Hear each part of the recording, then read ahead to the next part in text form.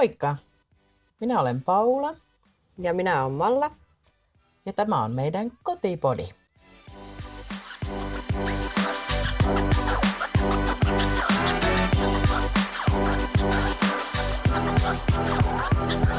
Tervetuloa uuden jakson pariin ja tänäänhän meillä on aiheena valaistus.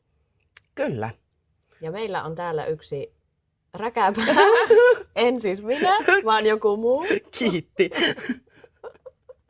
Siis nuhainen olen. Niin räkäpää.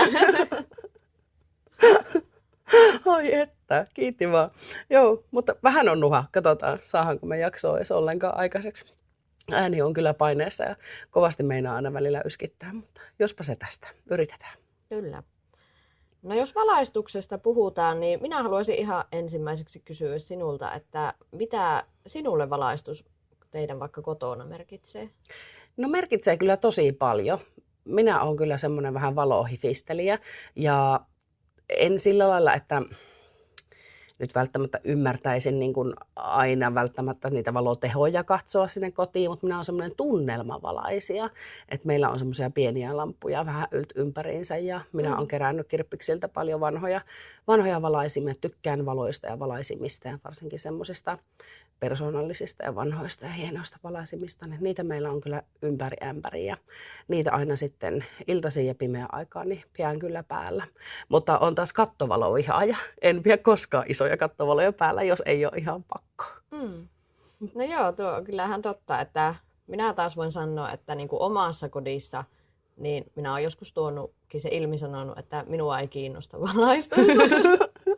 Mutta kun me ollaan siis lähes aina ilman valoja, Okei. et jotenkin, no meilläkin on kyllä sitten niin kuin ne kovat kattovalot, mutta ei joku ihan yksittäinen, kun minulla on niin kuin pöytälamppu. Joo. Että en ole ikinä jotenkin ollut semmoinen, että hirveästi niin kuin haalinut eri vaikka valaistuslähteitä. Sitten tietysti niin kuin pimeä aika, niin kynttilät. On semmoinen, että kynttilöitä tykkään polttaa, että sieltä tulee semmoista tunnelmavaloa. Mutta muuten voin kyllä sanoa, että on niin kuin huono niin kuin omassa kodissa niin valaistusta miettimään.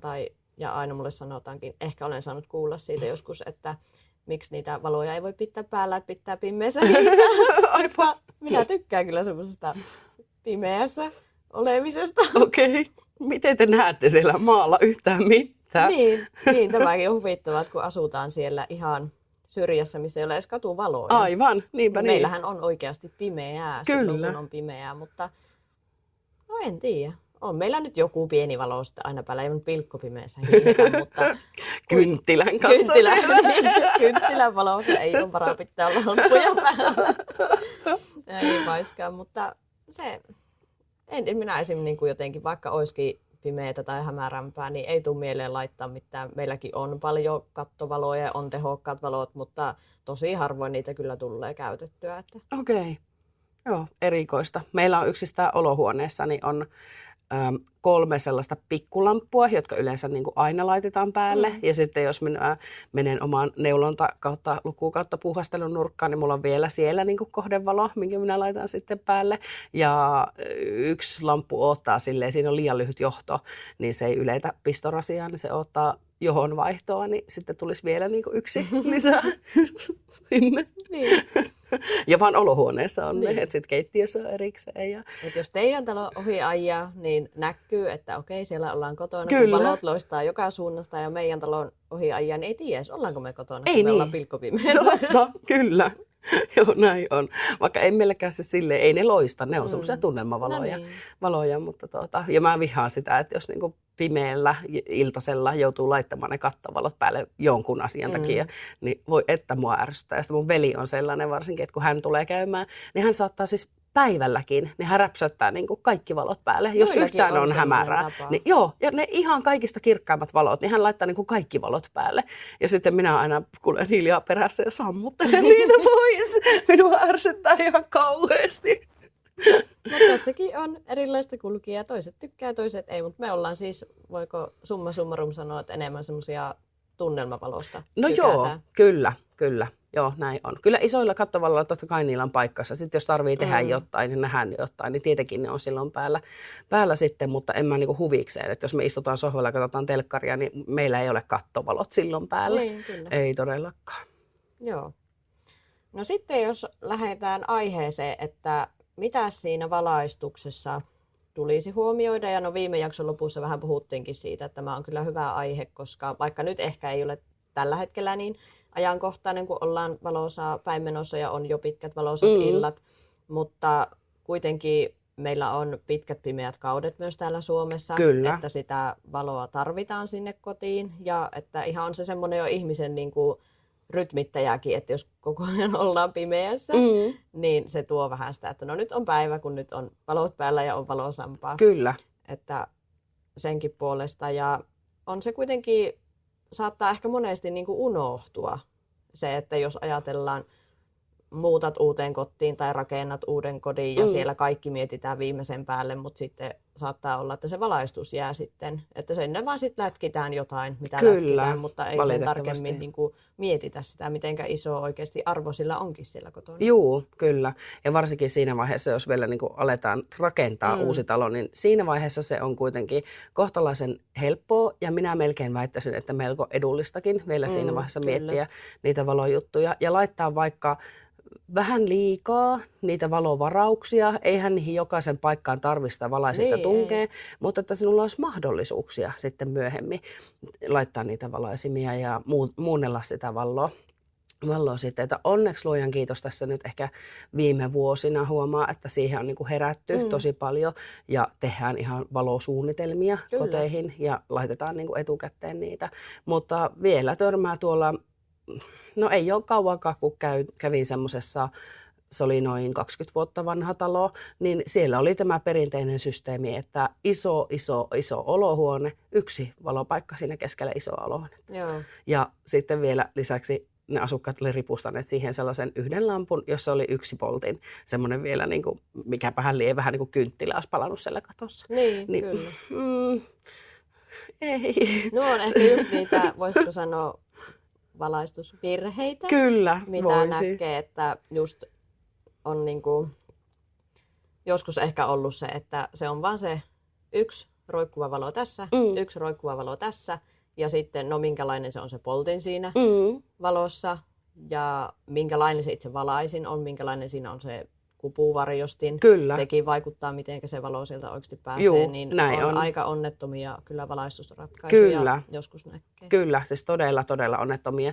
Ja sitten kun monesti se on niinku ihan oikeasti vielä se ainut valonlähde, että sitten siellä ei ole lisäksi edes niitä tunnelmavaloja, joilla saisit sitten tehostettua sitä valoa, vaan se on se yksi ainut. Se on päälle pois ja siinä on kaikki vaihtoehdot. Kyllä. No tuostapa päästäänkin just siihen, että se valojen kerroksellisuus. Että pitäisi huomioida, että sulla on siellä, on ne sitten vaikka yleisvalona jotkut spottivalot katossa, sen lisäksi roikkuvia kattovalaisimia, pöytävalaisimia, jalkavalaisimia. Että niitä valonlähteitä olisi useita eri kohdissa ja niillä pystyy sitten pelaamaan. Eihän se tarkoita, että kaikki sitten päälle, vaan niillä tietenkään pystyy just sitä tunnelmaa luomaan, että ajatellaan päivällä on talvi on pimeätä, tarvitaan sitä kirkkaampaa valoa, kun kotona puuhataan ja toimitaan. Mutta sitten ilta laskeutuu, halutaan ehkä itsekin vähän rauhoittua siihen jo niin kuin yötä vasten. Niin sitten miten ihana onkin, kun laittaa vaan niitä tunnelmavaloja päälle. Nimenomaan. Ja kyllähän se on ihan tutkittu, että se niin kuin vaikuttaa ihmisen siihen, että sitä, kun ollaan siinä hämärämmässä valossa ja ehkä ajatellaan joku lämmin värilämpötilaa niissä lampuissa, niin se rupeaa jo niin kuin ihmistä sitten rauhoittamaan siihen, että no niin, nyt mennään yötä kohti ja kohta nukkumaan. Kyllä, ja muuta. Juuri näin. Saa kierroksia vähän laskemaan sitten niillä. Joo, se on kyllä ihan äärettömän tärkeää, että niitä ajateltaisiin niitä valoja sillä lailla, just kerroksittain niin kuin hyvin kuvasit, että niitä on monessa eri kohdassa siellä kotona. Ja myös mietittäisiin niitä valon paikkoja, että missä sitä valoa tarvitaan, niin sinne sitten niitä laitettaisiin. Että jos on jotain lukunurkkia, sohvan vierukset, tollaset, missä yleensä jotain luetaan, niin niissä olisi TVn vieressä. Olisi hyvä olla valo, vaikka helposti se siitä unohtuu, kun ajatellaan, että no kyllähän se TV valaisee. Mutta itse asiassa se TVn valohan on tosi monesti meille semmoista tai se on semmoista sinistä, niin sehän käy niin kuin silmiin tosi paljon. Sama kuin kahtoisit pimeässä jotain muuta näyttöä. Kyllä. Niin siinä olisi kyllä tosi tärkeää kans olla vierellä joku valaisin, joka pehmentää sitä sinertävää valoa, Kyllä. mitä sitä TV:stä tulee. Ja sitten jos sillä halutaan just sitä tunnelmaa rauhoittavaa, niin sitten se sinivalo, niin sehän taas vaan kierroksia lisää. Nimenomaan. Niin jos sitä ei ole edes tasapainottamassa mikään, niin se vähän sitä kumoaa sitä ajatusta koko tunnelmavalosta. Joo, näin on. Ja siitä sinivalostahan paljon viime vuosina on puhuttu, että toki meidän kenenkään ei varmaan kannattaisi katsoa sitä telkkaria silloin ennen nukkumaan menoa, mutta no ainakin näin itse niin valitettavasti tulee katsottua. Kyllä. Se on se ainut hetki, kun siihen ehtii niin kuin rauhoittua, kun lapset on saanut nukkumaan ja ennen kuin itse menee, niin sen pienen hetken katsoo yhden jakson jotain sarjaa tai jotain muuta mielenkiintoista ja sitten itse lähtee siitä nukkumaan. Kyllä. Ja sitten just tuosta, niin kuin otit hyvin tuon lukunurkan, niin siinäkin ehkä itse ajattelee, että sitten miettisi myös just sitä, että minne ne sijoittaa ja just se, mikä niiden tarkoitus on. Että sitten ajatellaan jossain lukunurkassa, niin ehkä joku sellainen kohdevalo. Kyllä. Tai ajatellaan vaikka niin kuin yövalot, Kyllä. niin kuin sängyssä luet kirjaa, niin eihän se, jos sulla vaan hohkaa siinä jonkun matkan päässä joku lamppu, niin ei se aja samaa virkaa, kun sulla olisi joku ihan suora niin kuin kohdevalaisin. Nimenomaan. Sä saat valaistua sen kirjan, että sä näet lukea sitä. Kyllä. Ja samaan kategoriaan sitten esim. Niin kuin keittiössä, niin no nyt onneksi niin kuin paljon näkee kyllä sitä, että kun keittiöitä tehdään, niin laitetaan niitä työvaloja sinne. Kyllä. Elikkä kaapistojen alle LED-listaa Kyllä. tai muuta, mikä oikeasti sen tason, missä sinä niin sanotusti työskentelet, Kyllä. eli teet sitä ruokaa sun muuta, niin et sä näet tehdä sitä. Joo, kyllä. Ja onhan siellä tietysti vuosikymmeniähän siellä kaappien alla monesti ollut. Ne oli vaan niitä ennen vanhan niitä hehkulampuja, jotka oikein surahti, kun laitoit ne päälle. Kyllä. Ja sitten se valoteho oli mitä oli. Kyllä. Että nykyään sitä käytetään tosiaan LED-nauhoja niissä, jotka on huomattavasti tehokkaampia ja kirkkaampia. Kyllä. Joo, ja keittiöt on kyllä muutenkin sellaisia paikkoja, että siellä kyllä tarvii olla niin kuin sitä valonkerroksellisuutta, että keittiössä kuitenkin yleensä häärätään sillä lailla vähän ympäri ämpäri sitä keittiötä, niin siellä olisi kyllä hyvä olla hyvät kattovalot ja sitten lisäksi vielä ne hyvät työpöytävalot. Että se kattovalo itsessään ei pelasta sitä työskentelyä, koska useinhan se kattovalo jää sinun selän taakse ja sinä itse seisot sen valon edessä, kun sinä siinä pöydällä jotain teet. Et sen takia on tosi tärkeää olla myös siellä kaappien alapinnassa sitten myös sitä valoa. Kyllä. No mitenkäs sitten just että mitä nyt huomioida sitten, kun sitä valaista, no puhuttiin tässä just kerroksellisuudesta ja muusta ja minnekään sijoitella ja muuta, mutta nyt jos puhutaan ihan siitä valaisimesta, piti jo miettiä, että millä sanalla se kuuluu sanoa, mutta ihan niin kuin siitä valaisimesta, niin mitä siinä niin kuin huomioida? Tarkoitatko nyt valaisinta, sitä runkoa vai sitä poltinta, mikä siihen laitetaan? Niin, tosiaan. Nehän on siis ihan kaksi eri asiaa. Kyllä, ja tässä tullaankin siihen, että no nyt niin kuin vaikka itsekin puhuin vaan, että valaisin, koska ajattelin, että voisit ymmärtää, mitä minä tarkoitan. Mutta jos puhutaan valaisimesta, niin siinähän on runko sekä poltti. Kyllä. Ja ne on kaksi eri asiaa. No yleensä on. Toki onhan nykyään näitä LED-lampuja, niin, joissa on myös kiinteä poltin, että sitä ei sitten sieltä vaiheta. Mutta onhan sielläkin erikseen, siellä on se poltin. Kyllä. Sinä et vaan saa sitä sitten vaihettua sieltä sisältä. Mutta nyt varmaan haet poltinta. Nyt puhutaan polttimosta. Kyllä. Ja siihen vaikuttavista ominaisuuksista. Just näin. Joo. Ja ne kyllä nyt muuttu tässä tosiaan, mitä siitä nyt on, kun nämä kuuluisat hehkulamput hävis markkinoilta. Vuosiahan siitä rupeaa jo olemaan. Aika menneen niin joutui. Ja nämä ledit on tullut nyt tilalle tähän. Ja nykyään tuo lampun valinta tai polttimon valinta, niin tuntuu kyllä itsestäkin välillä, niin se on aika työlästä.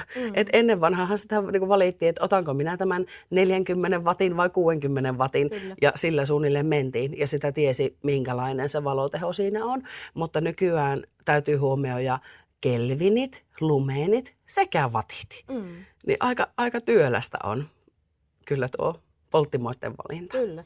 Ja jos vähän selvennetään, jos joku ei tiedä, niin kelvinhän on siis sitten värilämpötila. Kyllä. Että minkä lämpöistä se valo on. Kyllä. Ja kerrotaanko suoraan jo tähän, eli mitä tällä tarkoitetaan? Onko se valo sinertävää, puhasta valkoista vai sitten semmoista kellertävää? Kyllä. Sitä tarkoittaa se kelvin-arvo. Kyllä. Ja sitten on lumeni, mikä taas kertoo sitten siitä valon määrästä. Kyllä. Että paljonko se tuottaa sitä valoa. Just näin. Ja sitten watti on sitä sähkön kulutusta. Se ei tarkoita enää nykypäivänä sitä kirkkautta, Kyllä. niin kuin ennen vanhaan tarkoitti. Toki vieläkin itsekin vertaan silleen, että jos siinä polttimossa on se lumen arvo suunnilleen siihen johonkin tiettyyn wattimäärään, niin kuin verrattuna niin kuin vanhan ajan, niin kyllä minä sen katon sieltä. Niin se antaa semmoisen perstuntuman, että no minkä nyt niin kuin kirkkauksista puhutaan, miten kirkkaasta puhutaan. Että vertautuuko tämä nyt niin kuin 40 watin hehkulamppuun vai 60 watin vai johonkin vielä isompaan. Niin, kyllä. Joo, se on vähän haastava, kun on tuo lume, niin se vaatii niin kuin opettelua. Joo, ja sellaista, ei se että ehkä ihan ole tiedät. semmoinen, että jos ei niin sanotusti ole mitään ymmärrystä Kyllä. ja katsot vaan sitä, niin tosi vaikea voi olla ymmärtää, että no onko tämä riittävää, että onko tämä niinku tarpeeksi. Kyllä. Mutta voisi sanoa, että jos sulla on vaikka 2 erilaista vertailussa, niin mitä korkeampi se lumen arvo on, niin sitä kirkkaampi se. Joo, kyllä, juuri näin. Ja sitten ihan käyttöpaikasta riippuen, mihinkä sulla on tulossa se poltin käyttöön, niin sitten siihen täytyy oikeastaan niin kuin miettiä sitten se, että mikä lumen arvo siihen sitten on se oikein. Joo, ei nämä valaistusasiat ei ole kyllä helppoja niin kuin meillekään. Ei, että ei. vaikka mekin molemmit ollaan sisustusarkkitehtejä, on käyty valaistuskurssia ja muuta, mutta Kyllä. se on niin laaja semmoinen oma taiteenlajinsa, Kyllä. että valaistussuunnittelijoitahan on ihan omiakin, jotka tekee sit Juu, ihan vaan sitä. He kyllä. on niinku niitä valaistuksen ammattilaisia. Joo, näin on. He on oikein erikoistuneet Kyllä. sitten sinne puoleen ja on olemassa kaikenlaisia valomittareita ja vaikka mitä mä en ole koskaan itse käyttänyt sellaista, olisi tosi mielenkiintoista. Joo, minä Kyllä, itse asiassa olen. käyttää. Meillä oli, tästä on nyt pari vuotta, kun minä ehkä kävin sen valaistuskurssin, niin se kyllä oli itsellekin semmoinen silmiä avaava, että mitenkä paljon siellä onkin niitä asioita, mitä huomioida. Ja just nämä tuli kaikki nämä, että niitä lumenia, ei mulla ollut ennen sitä mitään tietoakaan, että okei, että se on se arvo, mitä pitäisi vähän niin kuin ajatella Joo. näissä hommissa. Että käytettiin just sitä valaisin mittaria ja siinä huomasi just, että mitenkä voikin niin kuin ne arvot hyppiä ja olla ihan mitä sattuu, missä sattuu. Kyllä. Ja sitten käytettiin myös sellaista ohjelmaa, millä pystyt sinne syöttämään ne lamput, valot, tiedät, että paljonko niissä on tehoja. Ja sitten se ohjelma laskee, että onko se valaistus riittävää. Joo, Että tämmöisiä kaikkia on nykyään niin kuin Kyllä. käytettävissä sen kaveriksi, että tulee sitten se riittävä valaistus. kyllä, just näin. Ja varsinkin jos on tuommoista isompaa projektia tekemässä laajamittaista remonttia tai sitten tosiaan rakentamassa uutta, niin suosittelen kyllä lämmöllä, että ottaisi ihan oikein valaistussuunnittelijan siihen kaveriksi. Kyllä. Ja silloin ainakin tulee niinku oikein ne katsottua. Miten sitten noista värilämpötiloista? Ootko sinä enemmän semmoinen kylmän vai lämpimän? Niin kuin Ehdottomasti lämpimän värin. minä olen taas kylmä. No niin, yllätys. Yllätys. Minulle tulee aina niistä kylmistä valoista jotenkin semmoinen sairaala fiilis. En tiedä, jotenkin. Ja niilläkin ne varmaan niinku- riippuu, että just nyt taas sitten se, että mitenkä niinku kirkkaat ne valot Joo, on. Ja kaikille totta on kai. niinku oma paikkansa. On, kyllä, juu, näin on. Ja esimerkiksi taas vaikka jossain ulkovalaistuksessa, niin siellä taas esimerkiksi se semmoinen, no ei nyt sinertäväkään, mutta semmoinen kohtuu puhtaan valkoinen valo, niin sehän on taas niinku tosi nättiä ja se valaisee taas ulkona niinku paljon paremmin kuin tuommoiset kellertävät valot. Niin joo, kyllä kaikilla niillä oikeasti paikkansa on, mutta jos nyt puhutaan niinku kotiympäristössä, niin jos täytyy valita, niin mieluummin minä otan sitten sen vähän keltaisemman. Se minusta tuo enemmän semmoista tunnelmaa sitten kuitenkin. Kyllä. Ja niissäkin tietysti on just monella ne omat mieltymykset, että mistä tykkää. Että niitä kannattaa vaan sitten jokaisen punnita ja pohtia, että mikä se. Kyllä. Ja sitäkin voi tietysti ajatella just, että jos sulla on ne yleisvalot, on sitä kylmempää valoa, niin sitten niihin muihin valopisteisiin, pöytälamppuihin, jalkalamppuihin tuo sitä lämpimämpää. Just ja esim. näin. Makuuhuoneet on semmoinen, minne suositellaan taas sitä lämmintä. Juu. Että se tuopi sitä uneliaisuutta ja rauhallisuutta. Kyllä, just näin. Ja kun monestihan ne kattovalot on nimenomaan sitä varten, että kun sun tarvii vaikka siivota, puuhata jotain Kyllä. yleistä tällaista, niin totta kai silloin sellaiset kirkkaat, hyvät, jopa mieluummin sitten vaikka vähän sinertävät valot, että sinä näet kunnolla. Sitä vartenhan ne kattovalot on, että ne Kyllä. auttaa näkemään.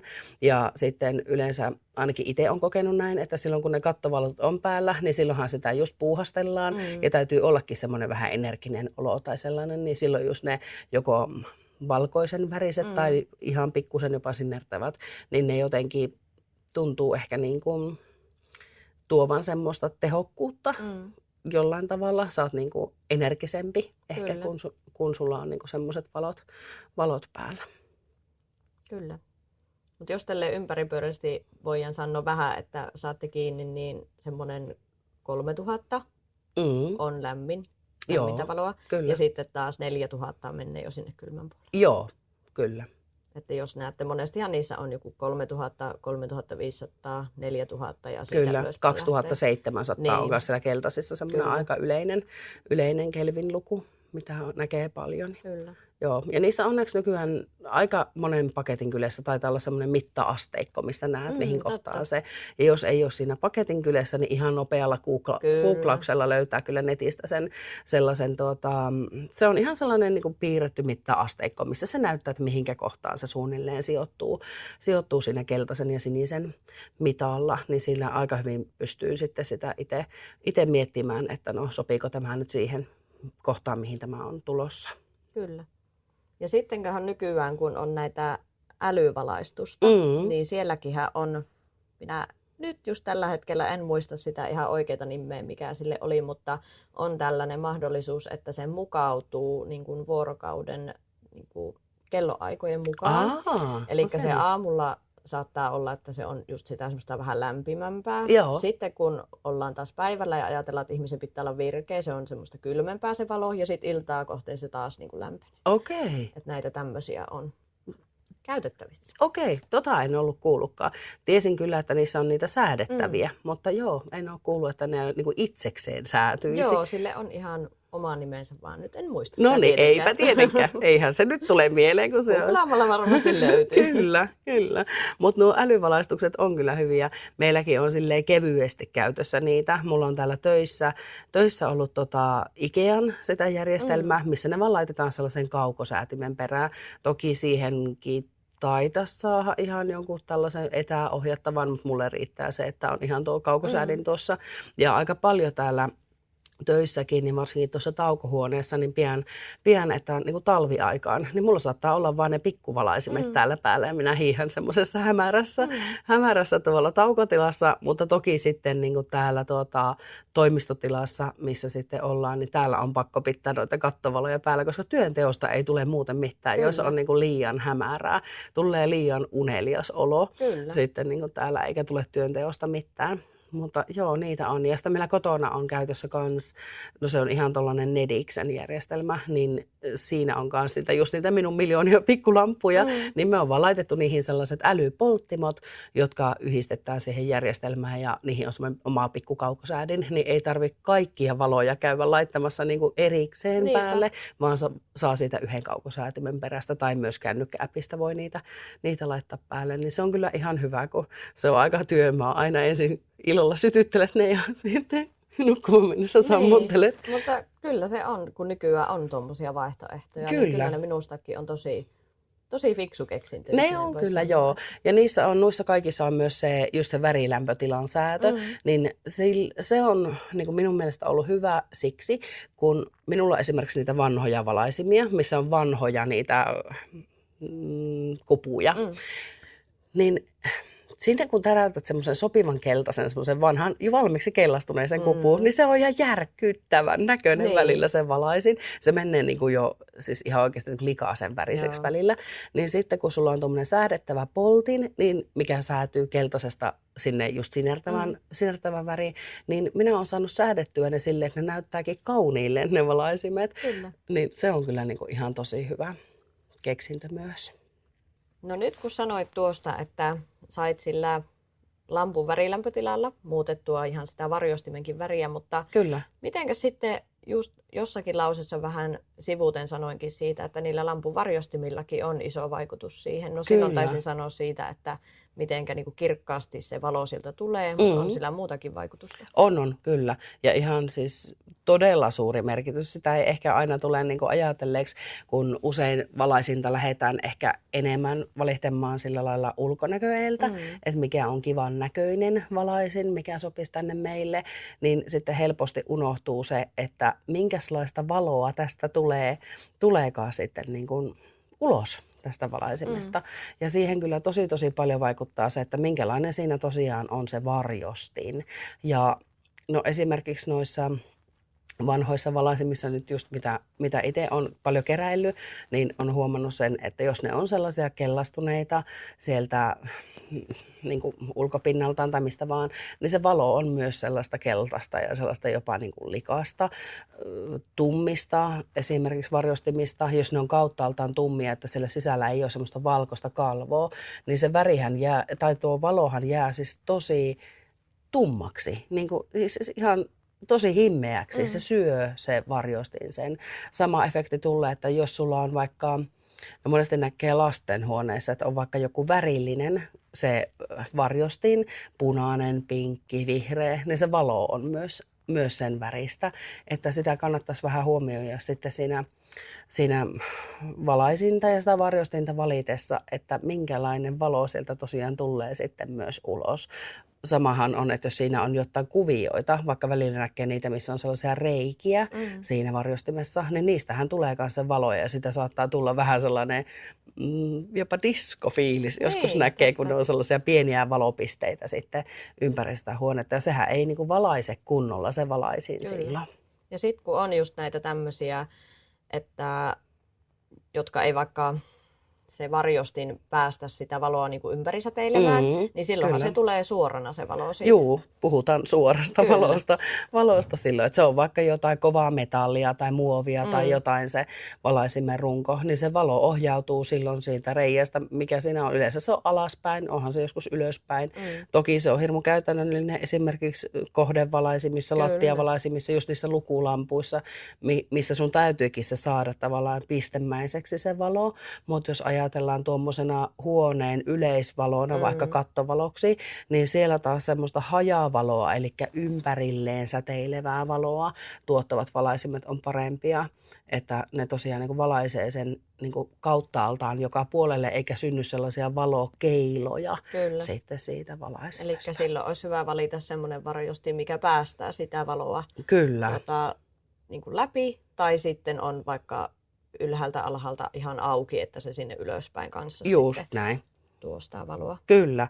Ja paljonhan on puhuttu jo vuosikausia siitä epäsuorasta valosta, niin sille just tarkoittaa sitä, että se valo ohjataan vaikka niin kuin kattoon, jota pitkin se sitten leviää sinne huoneeseen, eikä niinkään, että se niin kuin säteilisi sinne huoneeseen. Ja sillä saa tehtyä semmoista vähän mystäkin tunnelmaa sillä epäsuoralla valolla. Ja se yleensä koetaan niin kuin mukavammaksi ja pehmeämmäksi, kun sinä et niin kuin näe sitä valopistettä, kun se valo tulee sieltä jonkun pinnan kautta. Niin se on niin kuin miellyttävämpää. Toki itse olen kanssa joskus huomannut, että jos on semmoiset epäsuorat valot ja sitten sun täytyy tehdä jotain tosi tarkkaa, niin siihenhän se taas ei käy. Tuntuu, että ei niinku, vaikka periaatteessa valot on päällä, niin tuntuu vähän, että sä et niinku näe sitten kuitenkaan, koska se valo on semmoinen pehmeä. Se ei semmoisen tarkkaan hommaan oikein sitten sovi. Et silloin tarvitaan just sitä niin sanottua työvaloa. Kyllä. Ja se on suoraa valoa. Just näin. Kyllä. Ja sitten tosi iso vaikutushan on myös, että mille korkeudelle niitä valaisimia sitten asentaa, niin sillä, että miten se valo siitä sitten pääsee eteenpäin.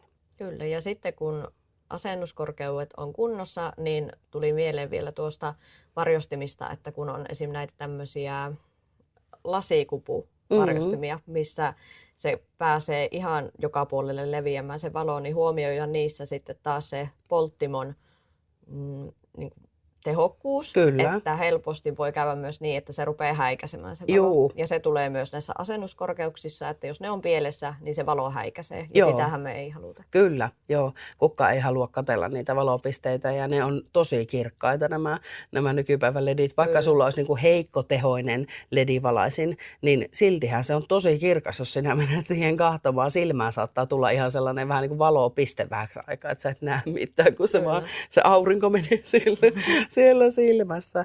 Niin joo, se on kyllä tosi tärkeää. Ja sen takia just ne sellaiset kirkkaat lasikupuvalaisimet, niin ne on kyllä tosi hankalia niin kuin sisustuksessa, että kun ne melkein vaatisi, että sulla olisi siellä vaan sellainen vähän niin kuin koristepoltin, kyllä. niin sitten taas kun sinä laitat siihen sellainen koristepolttimen, niin eihän se valaise yhtään mitään. Niin ne on kyllä tosi haastavia. Sinällään ne on niin kuin hyviä, koska ne päästää sen valon, mutta sitten taas tuon häikäisyn kannalta ne on niin kuin tosi haastavia. Joo, että meillä on just kotona portaikon päällä, että meillähän nyt on niin kuin just ne spottivalot joka puolella niin kuin yleisvalona, mutta sitten meillä on portaikon päällä on vähän niin kuin koristevalaisimina just sellaiset lasikupuset, roikkuvat valaisimet, mutta jostain syystä tykätään mieluummin niitä pitää päällä vaikka, kun sitten niitä kovia kattospotteja. Joo. Mutta meillä on siinä just nuo semmoisella kaukosäätimellä himmennettävät valaisimet, että niitä voi, mutta kyllä mä huomaan sen, että vaikka sitten tietysti jos niitä tosi paljon himmentää, niin sitten ne ei valaise tarpeeksi. Kyllä. Mutta ne on kyllä aika häikäisevät. Voin ihan sanoa itsekin, että vaikka meillä semmoista kotona on, että nehän on kyllä oikeasti aika häikäisevät, että me nyt tietysti ollaan varmaan vähän niin kuin totuttukin. Kyllä. Niihin, että ei enää samalla tavalla ehkä kiinnitä huomioon, mutta se on kyllä hyvä ottaa huomioon noissa tuommoisissa valaisimissa. Ja hyvä, kun sanoit tuon, että ollaan totuttu. Siis ihminen tottuu yllättävän nopeasti niihin huonoihin valoihin. Että olipa se sitten sillä lailla, että teillä kotona on niinku oikeasti pimeätä, että siellä ei taho niinku nähdä oikein kunnolla mitään. Tai sitten, että teillä on semmoisia valaisimia, jotka häikäisee niinku suoraan silmään. Niin niihin totutaan ihan tosi joutuin siellä kotona. Ja sitten niille ei niinku vaan tavallaan tule tehtyä mitään, kun sä et enää itse huomaa sitä asiaa. Niin sillä näiden valojuttujen äärelle, niin näihin pitäisi niinku ihan oikeasti sillä lailla pysähtyä ja käydä läpi niinku semmoisella avoimella mielellä näitä, että kiertää siellä kotona ja katsella ne omat valaisimet läpi. Miettiä ihan rehellisesti, että oikeasti jos mulla on tämmöinen iso huone, niin riittääkö tänne tämä yksi pieni tuiju tänne keskelle vai pitäisikö tuoda vähän useampia valoja sitten. Tai jos siellä katossa ei oikeasti ole kuin se yksi ainut valopistoke, niin valita sitten semmoinen valaisin, missä siinä valaisimessa on useampia niitä valopistokkeita. Kyllähän näillä nykyajan ledipolttimoilla, niin voit aika monta ledipoltinta laittaa siihen lampuun ennen kuin se tavallaan jotenkin ylikuormittuu sitten se järjestelmä, että ne on kuitenkin niin vähän sähköä vieviä. Kyllä. No niin, eli siinäpäs on taas aika monta asiaa, mutta niin kuin nähdään, että varmasti meiltäkin vielä puolet jäi tästä puuttumaan, mitä pitäisi valaistuksessa ottaa huomioon. Tämä on niin laaja aihe, että siitä kyllä riittää selvitettävää ja mietittävää. Mutta jos vähän taas summa summarum, että mitä niitä nyt olisi, niitä semmoisia tärkeimpiä tarppeja miettiä siihen, että mitä valaistuksessa ottaa huomioon. Joo, eli tärkeimpiä tosiaan huomioita, mitä nyt valaistuksessa olisi hyvä ottaa huomioon, niin no ensinnäkin se, mitä valaistaan, miksi valaistaan, millä valaistaan, ne on nyt varmaan semmoiset niin kuin kaikista tärkeimmät, eli miettiä ihan, mihinkä se valo on tulossa, minkälaista sen valon täytyy olla ja minkälainen se valaisin on, mikä siihen sitten sopii, ja yrittää siinä tosiaan miettiä sitä, että miten se valo siitä valaisimesta tulee ulos, ei niinkään suoraan niin kuin ulkonäköeellä, että onko se kaunis tai teille sopiva se valaisin. Sekin on tärkeää, mutta että huomioi nämä kaikki asiat.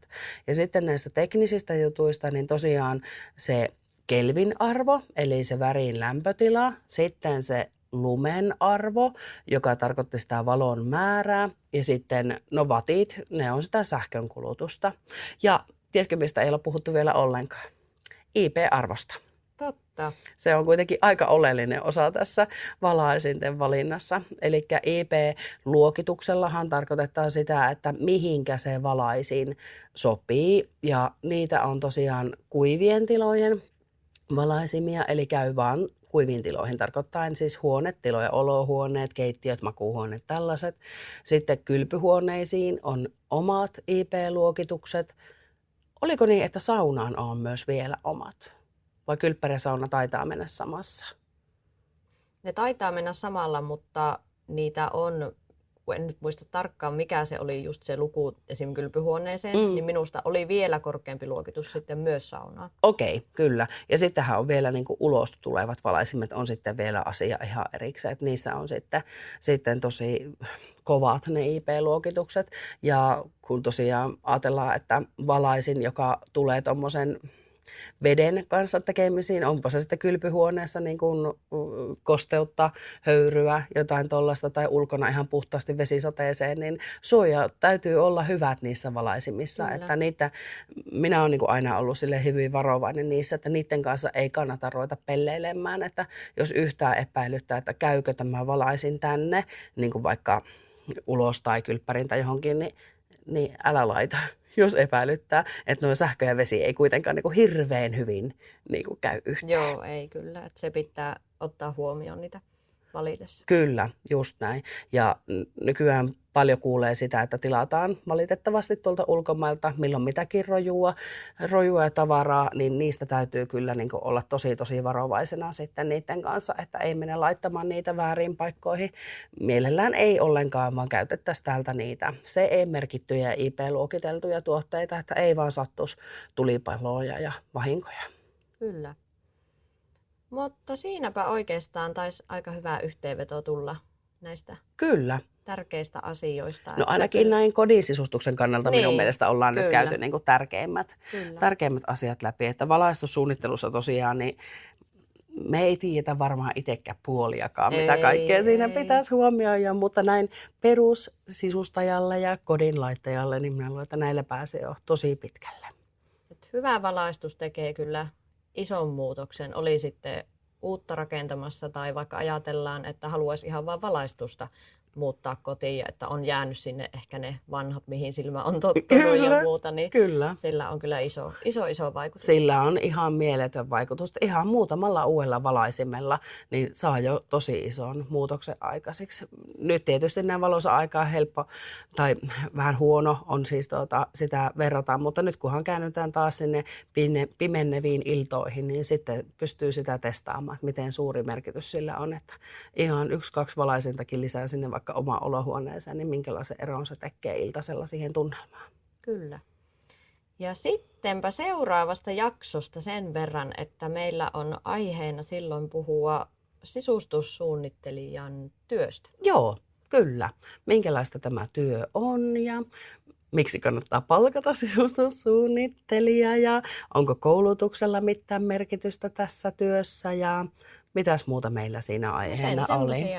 Asioita, että ihan silläkin, että tiedä vaikka jos siellä joku kuuntelija olisi vaikka alasta niin kuin työnä kiinnostunut, niin kyllä. Ajateltiin ottaa tämmöinenkin jakso tähän, niin kuulette vähän, että minkälaista se meidän työ oikeasti on, että jos saattaa olla vähän ennakkoluuloja joillakin. Niin joo, ainakin niihin itse on tässä kerennyt jo törmätä aika paljon ja semmoista tavallaan se ei aina ole pahaa se ennakkoluulo, se on ehkä tietämättömyyttä niin kuin suurimmaksi osaksi. Että ei ole kauankaan, kun törmäsin siihen, että minulta kysyttiin, että mitä sä teet työksessä, että ompeleeko jotain tyynyjä. Tämäpä juuri, että nyt suoristetaan nämä väärinkäsitykset. Kyllä, juuri. Just näin. Mutta sittenpä jatketaan ensi jakson parissa. Kyllä. Ensi jaksoon. Moikka!